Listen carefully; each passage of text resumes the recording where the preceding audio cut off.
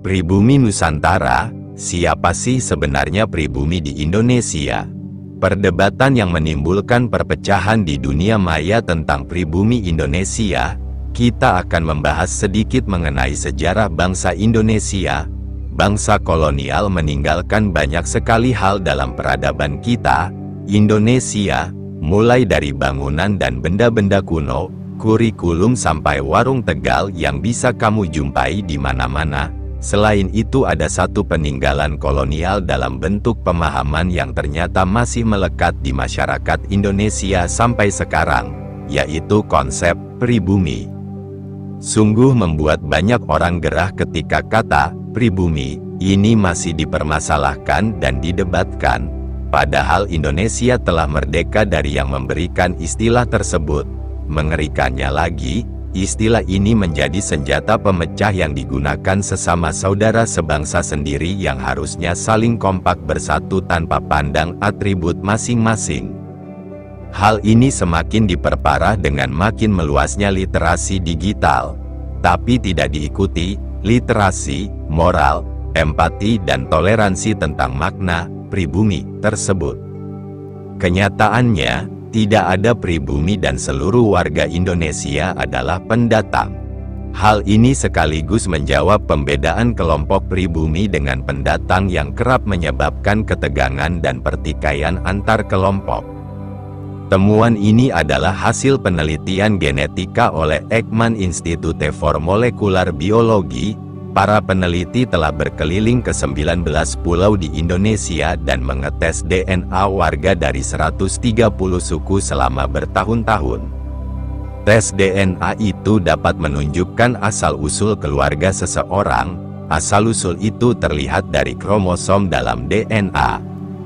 Bagaimana sebenarnya sejarah pribumi di Nusantara? Kenapa banyak pembelokan sejarah?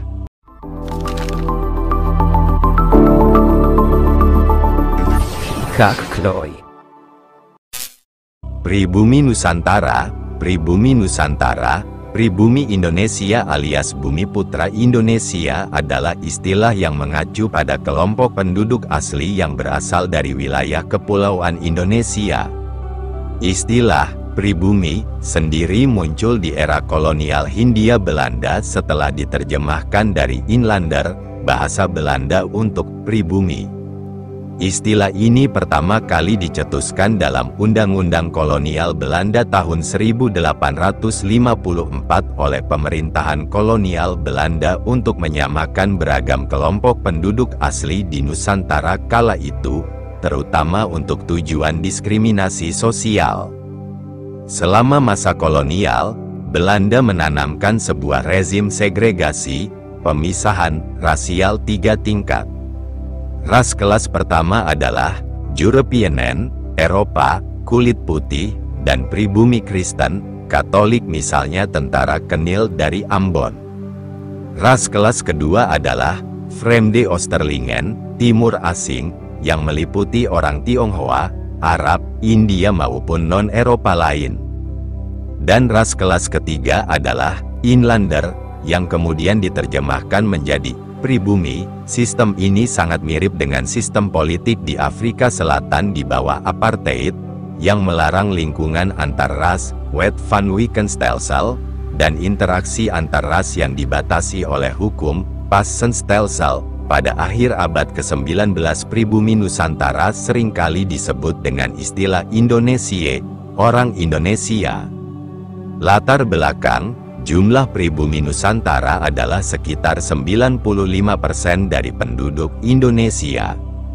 Dengan perkiraan penduduk Indonesia pada tahun 2006, angka ini diterjemahkan menjadi sekitar 230 juta orang saat ini, sebagai payung warisan budaya yang serupa di antara berbagai kelompok etnis di Indonesia. Budaya pribumi Nusantara memainkan peran penting dalam membentuk kondisi sosial ekonomi negara. Ada lebih dari 300 suku bangsa di Indonesia, 200 juta dari penduduknya adalah keturunan asli Nusantara. Kak Chloe. Hai teman semuanya, berjumpa lagi bersama Mr. Chloe. Senang hati dan penuh rasa syukur untuk bisa belajar bersama dan tumbuh bersama, sekaligus masih bisa membahas segala hal yang ada dalam kehidupan di dunia ini.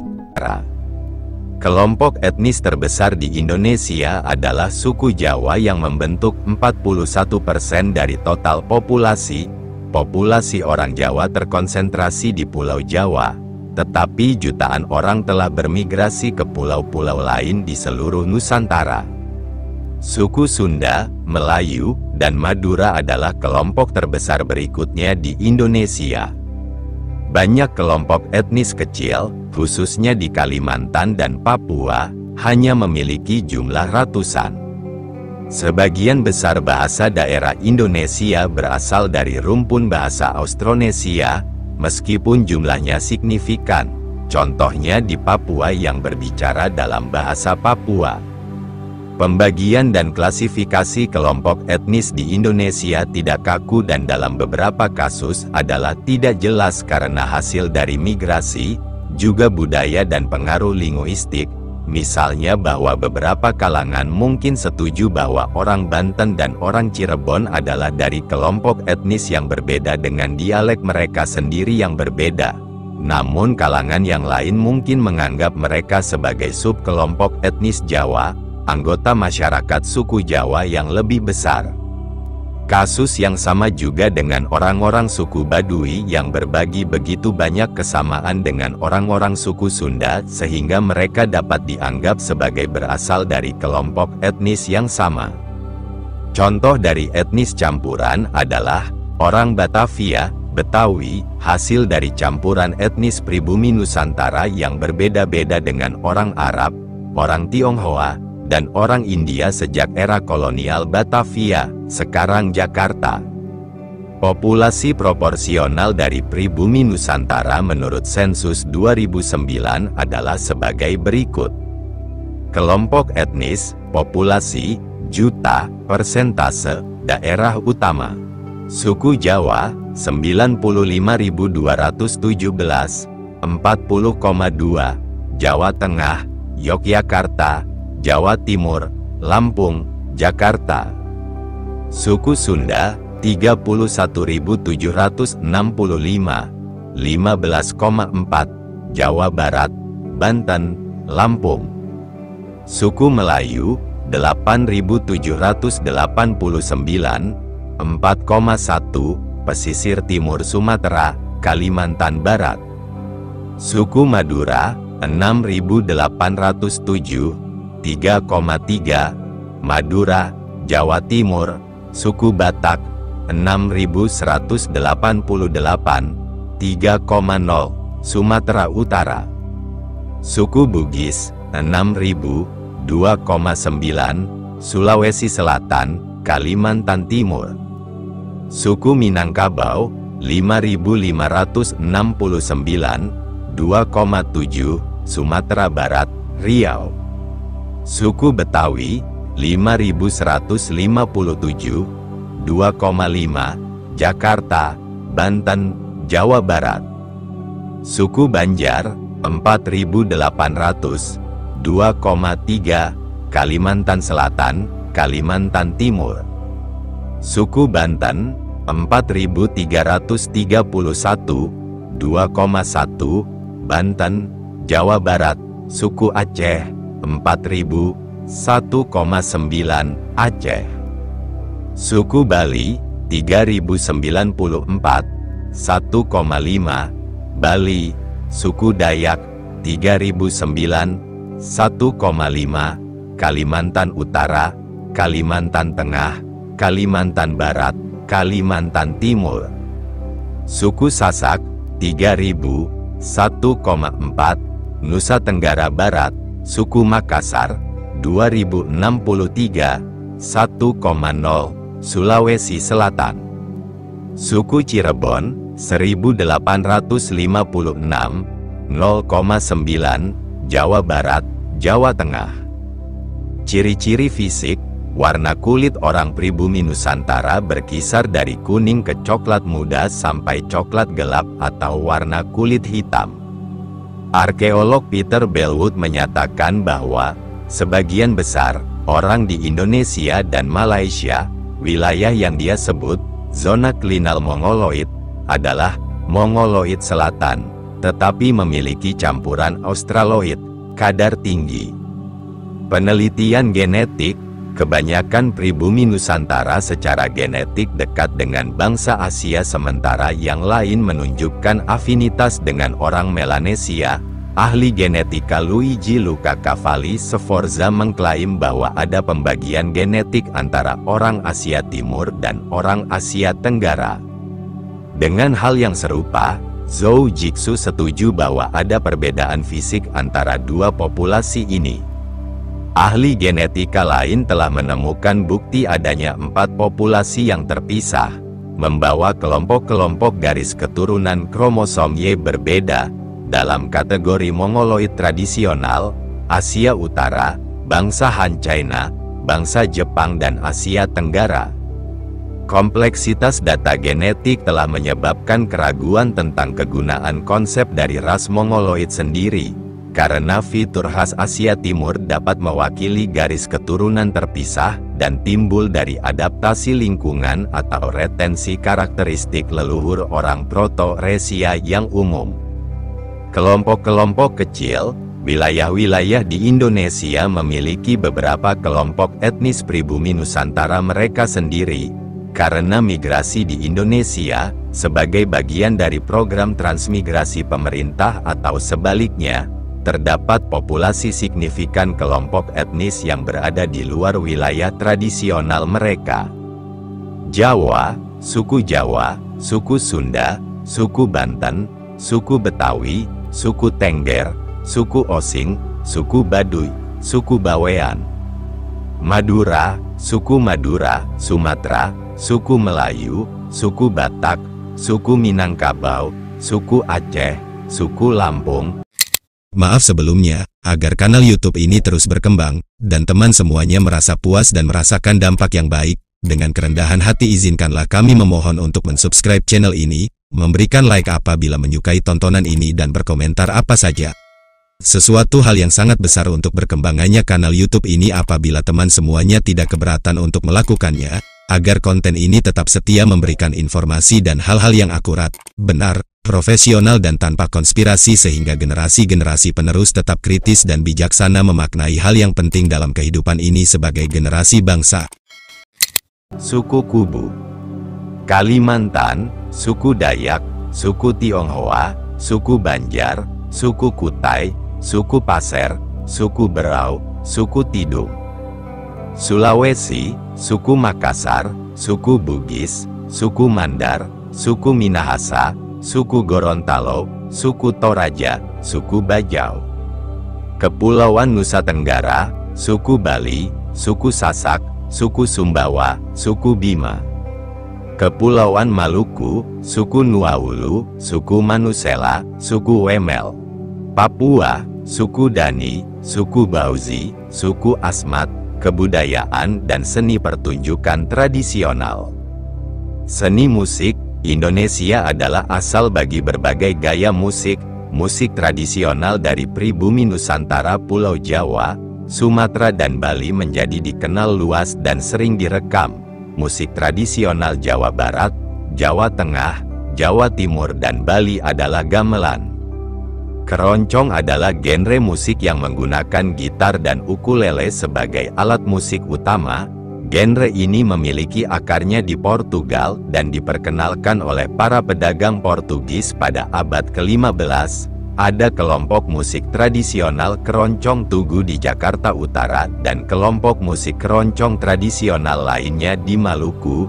Dengan pengaruh Portugis yang kuat, genre musik ini sangat populer di Hindia Belanda di paruh pertama abad ke-20. Sebuah bentuk kontemporer keroncong disebut keroncong pop. Orkestra musik angklung dari Jawa Barat mendapat pengakuan internasional oleh UNESCO, menempatkan alat musik tradisional yang terbuat dari bambu ini dalam daftar warisan budaya bukan benda. Musik sasando yang lembut dari Provinsi Nusa Tenggara Timur di Timor Barat benar-benar berbeda. Sasando menggunakan instrumen yang terbuat dari daun palem lontar, Borassus flebelifer, yang memiliki beberapa kemiripan dengan harpa. Musik pribumi Nusantara juga banyak dipengaruhi musik barat. Pada tanggal 29 Juni tahun 1965, Koes Plus, grup musik pop terkemuka di Indonesia pada tahun 1960, 70-an dan 80-an, dipenjarakan di penjara Glodok, Jakarta Barat, karena memainkan musik barat. Setelah pengunduran diri Presiden Soekarno, hukuman ini dibatalkan. Pada 1970-an penjara Glodok dibongkar dan diganti dengan pusat perbelanjaan. Seni tari, tarian etnis pribumi Nusantara mencerminkan keragaman budaya dari kelompok-kelompok etnis yang membentuk bangsa Indonesia. Akar bentuk tarian suku Austronesia dan Melanesia dapat dilihat, dan pengaruh-pengaruh dari negara-negara Asia tetangga, seperti India, China, dan Timur Tengah bahkan gaya Barat Eropa lewat masa penjajahan. Setiap kelompok etnis memiliki tarian mereka sendiri yang berbeda, sehingga membuat jumlah tarian asli dari Indonesia berjumlah lebih dari 3.000 tarian. Namun, tarian dari Indonesia dapat dibagi menjadi 3 era prasejarah, era Hindu-Buddha, dan era Islam, dan menjadi 2 genre, tarian keraton dan tarian rakyat. Terdapat sebuah kontinum dalam tarian tradisional yang menggambarkan episode dari epik Ramayana dan Mahabharata dari India, mulai dari Thailand sampai ke Bali. Namun, ada perbedaan yang nyata antara tarian sangat bergaya dari Keraton Yogyakarta dan Keraton Surakarta dan variasi populer mereka. Sementara tarian pengadilan dipromosikan dan bahkan ditampilkan secara internasional, bentuk populer dari seni tari sebagian besar harus ditemukan secara lokal. Selama beberapa tahun terakhir, tari Saman dari Aceh telah menjadi lebih populer dan sering digambarkan di berbagai media. Seni drama dan teater, wayang, pertunjukan teater bayangan dari suku Jawa, Sunda, dan Bali menampilkan beberapa legenda mitologis seperti Ramayana, Mahabharata, dan banyak lagi. Wayang orang adalah drama tari tradisional Jawa berdasarkan cerita pewayangan. Berbagai drama tari Bali juga dapat dimasukkan dalam bentuk tradisional drama Indonesia. Bentuk lain dari drama lokal Jawa adalah ludruk dan ketoprak, sandiwara Sunda, dan lenong Betawi. Semua drama ini memasukkan humor dan canda, sering melibatkan interaksi penonton dalam penampilan mereka. Randai adalah teater rakyat tradisi masyarakat suku Minangkabau Sumatera Barat, biasanya dilakukan untuk upacara tradisional dan festival. Teater ini menggabungkan musik, nyanyian, tari, drama dan seni bela diri silat, dengan pertunjukan sering didasarkan pada legenda semi-sejarah Minangkabau dan kisah cinta. Seni pertunjukan kontemporer juga dikembangkan di Indonesia dengan gaya drama mereka yang berbeda. Rombongan teater tari dan drama terkenal, seperti teater koma dan teater populer telah mendapatkan popularitas di Indonesia karena drama mereka sering menggambarkan satir sosial dan politik masyarakat Indonesia. Seni bela diri pencaksilat dan silat dianggap diciptakan dan pertama kali dikembangkan di Pulau Jawa dan Sumatera. Seni bela diri ini adalah seni untuk kelangsungan hidup dan dipraktikkan di seluruh kepulauan Nusantara. Perang suku selama berabad-abad dalam sejarah Nusantara telah membentuk silat seperti yang digunakan oleh prajurit kuno Nusantara. Sepanjang sejarah Nusantara, ada banyak perang antara berbagai suku pribumi dan kerajaan. Selanjutnya, kemahiran dalam silat digunakan untuk menentukan peringkat dan posisi dalam kerajaan Nusantara zaman dahulu. Kontak dengan bangsa India dan bangsa China telah memperkaya silat. Silat telah mencapai kawasan di luar Nusantara, terutama melalui diaspora masyarakat pribumi Nusantara. Orang-orang dari berbagai daerah seperti Aceh, Minangkabau, Riau, Bugis, Makassar, Jawa, Banjar, dan lain-lainnya pindah ke dan menetap di Semenanjung Malaya dan pulau-pulau lainnya. Mereka membawa silat dan meneruskannya ke keturunan mereka. Orang Indo yang merupakan keturunan setengah Belanda juga diakui sebagai kaum yang telah membawa silat ke Eropa. Silat digunakan oleh pejuang kemerdekaan Indonesia selama perjuangan mereka melawan penjajahan bangsa Belanda. Sayangnya setelah kemerdekaan Indonesia, silat menjadi kurang populer di kalangan pemuda Indonesia dibandingkan dengan seni bela diri asing seperti karate dan taekwondo. Hal ini mungkin disebabkan karena Maaf sebelumnya, mengingatkan kembali untuk kedua kalinya, agar kanal YouTube ini terus berkembang, dan teman semuanya merasa puas dan merasakan dampak yang baik. Dengan kerendahan hati izinkanlah kami memohon untuk mensubscribe channel ini, memberikan like apabila menyukai tontonan ini dan berkomentar apa saja. Sesuatu hal yang sangat besar untuk berkembangannya kanal YouTube ini apabila teman semuanya tidak keberatan untuk melakukannya, agar konten ini tetap setia memberikan informasi dan hal-hal yang akurat, benar, profesional dan tanpa konspirasi sehingga generasi-generasi penerus tetap kritis dan bijaksana memaknai hal yang penting dalam kehidupan ini sebagai generasi bangsa. silat tidak diajarkan secara terbuka dan hanya diturunkan kepada saudara-saudara. Alasan lainnya adalah kurangnya penggambaran seni bela diri ini dalam media massa. Upaya telah dilakukan dalam beberapa tahun terakhir untuk mempopulerkan silat kepada kaum muda Indonesia dan dunia. Pameran dan promosi oleh individu maupun kelompok yang disponsori negara membantu tumbuhnya popularitas silat, terutama di Eropa dan Amerika Serikat. Sebuah film silat Indonesia berjudul Merantau dirilis pada tahun 2009 dan merupakan salah satu upaya untuk memperkenalkan silat ke kancah internasional. Seni bela diri kontemporer juga bermunculan dari pribumi Nusantara, contohnya adalah tarung derajat. Seni bela diri ini adalah sistem tempur modern yang diciptakan oleh Ahmad Derajat berdasarkan pengalamannya sebagai petarung jalanan. Tarung derajat telah diakui sebagai olahraga nasional oleh KONI pada tahun 1998 dan sekarang digunakan oleh Tentara Nasional Indonesia sebagai bagian dari pelatihan dasar mereka. Pribumi Nusantara di seluruh dunia, Malaysia berbatasan langsung dengan Indonesia dan kedua negara ini berbagi banyak aspek budaya, termasuk bahasa nasional yang saling dimengerti. Populasinya telah sejak lama saling pindah antara daerah yang membentuk kedua negara hari ini. Banyak orang pribumi Nusantara dari Jawa, Kalimantan, Sumatera, dan Sulawesi di Indonesia modern, hijrah dan menetap di Semenanjung Malaya dan beberapa ke Borneo Malaysia sejak dahulu kala. Populasi awal tersebut sebagian besar telah secara efektif atau sebagian berasimilasi dengan komunitas Melayu Malaysia yang lebih besar, karena agama dan kesamaan sosial budaya.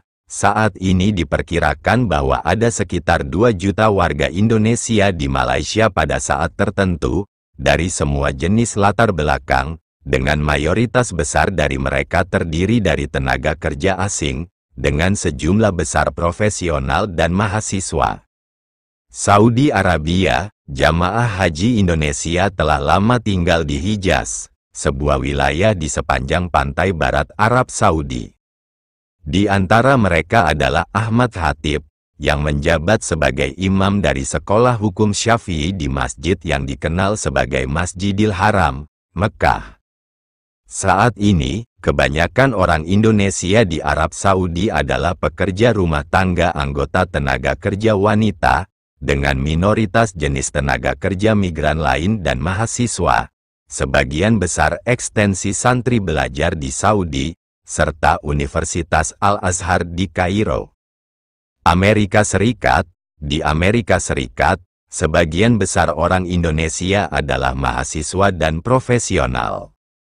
Universitas Boston dan Universitas Harvard adalah beberapa sekolah favorit bagi masyarakat Indonesia. Di wilayah Silicon Valley di California Utara, ada banyak insinyur Indonesia Amerika yang bekerja di industri berteknologi tinggi. Singapura, orang Melayu Singapura membentuk sekitar 14% dari populasi Singapura. Kebanyakan dari mereka berasal dari Kepulauan Nusantara. Pada abad ke-19, Singapura merupakan bagian dari Kesultanan Johor Riau. Banyak orang ini. Maaf lagi sebelumnya, mengingatkan kembali untuk yang terakhir kali, agar kanal YouTube ini terus berkembang, dan teman semuanya merasa puas dan merasakan dampak yang baik. Dengan kerendahan hati izinkanlah kami memohon untuk mensubscribe channel ini, memberikan like apabila menyukai tontonan ini dan berkomentar apa saja. Sesuatu hal yang sangat besar untuk berkembangannya kanal YouTube ini apabila teman semuanya tidak keberatan untuk melakukannya, agar konten ini tetap setia memberikan informasi dan hal-hal yang akurat, benar, profesional dan tanpa konspirasi sehingga generasi-generasi penerus tetap kritis dan bijaksana memaknai hal yang penting dalam kehidupan ini sebagai generasi bangsa. Terima kasih. Ki Ika Kloy, tumbuh bersama. Indonesia, terutama suku Bugis dan suku Minangkabau menetap di Singapura. Dari 1886 sampai 1890, sebanyak 21.000 orang Jawa menjadi buruh yang terikat dengan Singapore Chinese Protectorate, sebuah organisasi yang dibentuk oleh Inggris pada tahun 1877 untuk memantau populasi etnis Tionghoa. Mereka melakukan kerja fisik di perkebunan karet. Setelah ikatan kerja mereka berakhir, mereka terus membuka lahan dan tetap tinggal di Johor. Orang Singapura keturunan Indonesia yang terkenal adalah Presiden pertama Singapura Yusof bin Ishak dan Zubir Said yang menyusun lagu kebangsaan Singapura, Majulah Singapura. Belanda, Indonesia kala itu adalah wilayah kolonisasi kerajaan Belanda di bawah nama Hindia Belanda. Awal abad ke-20, banyak mahasiswa non-kulit putih dari Hindia Belanda belajar di Belanda. Sebagian besar dari mereka tinggal di Leiden dan aktif dalam Vereniging Indonesia. Selama Revolusi Nasional Indonesia, banyak orang Kepulauan Maluku bermigrasi ke Belanda. Kebanyakan dari mereka adalah mantan perwira Kenil, tentara Hindia Belanda. Karena hal ini sekitar 12.500 orang Indonesia kemudian menetap di Belanda. Giovanni van Bronckhorst, Denny Lanzat, Roy Mackay, Mia Audina, dan Daniel Sahuleka adalah orang-orang keturunan pribumi Nusantara yang terkenal di Belanda. Australia, sebelum pelaut Belanda dan Inggris tiba di Australia, orang pribumi Nusantara dari Sulawesi Selatan telah mengeksplorasi pantai utara Australia. Setiap tahun, pelaut, Bugi, suku Bugis, berlayar dengan angin muson barat laut di kapal pinisi kayu mereka. Mereka akan tinggal di pesisir Australia selama beberapa bulan untuk berdagang dan mengambil teripang kering sebelum kembali ke Makassar pada angin lepas pantai musim kemarau. Pelayaran perdagangan ini berlangsung terus hingga 1907. Suriname, orang-orang Indonesia, terutama suku Jawa, membentuk 15% dari populasi Suriname. Pada abad ke-19, Belanda mengirim orang Jawa ke Suriname sebagai pekerja kontrak di perkebunan. Orang Suriname keturunan Indonesia yang paling terkenal adalah Paul Somoharjo sebagai pembicara dari Majelis Nasional Suriname. Hukum, menurut instruksi Presiden Republik Indonesia nomor 26 tahun 1998, istilah pribumi dan non-pribumi dilarang digunakan dalam segala jenjang peraturan pemerintahan di Indonesia. Hal ini dimaksudkan untuk memberikan persamaan kedudukan di dalam hukum dan pemerintahan, persamaan hak atas pekerjaan dan penghidupan, hak dan kewajiban warga negara, dan perlindungan HAM, serta memperkokoh persatuan dan kesatuan bangsa. Istilah pribumi dan non-pribumi sebenarnya tidak pernah disebutkan dalam GBHN dan istilah yang lebih sering digunakan adalah orang Indonesia asli. Istilah orang Indonesia asli pun tidak dijabarkan secara jelas tentang ukuran-ukuran keaslian yang dimaksudkan dalam istilah tersebut. Pada amandemen kedua UUD 1945 tahun 2000, kata orang Indonesia asli dihapuskan dari pasal 26 dalam bab 10 tentang warga negara dan penduduk. Pada amandemen ketiga UUD 1945 tahun 2001, kata orang Indonesia asli dihapuskan dari pasal 6 tentang Presiden dan Wakil Presiden Indonesia. Pada 2016, P3 sempat mengusulkan untuk mengembalikan istilah orang Indonesia asli, tetapi usulan tersebut mendapatkan banyak penolakan dari berbagai partai lain dan dianggap sebagai suatu kemunduran. Hal ini kembali menegaskan bahwa semua WNI di Indonesia memiliki kesempatan yang sama untuk dipilih menjadi presiden tanpa membedakan dari suku mana berasal.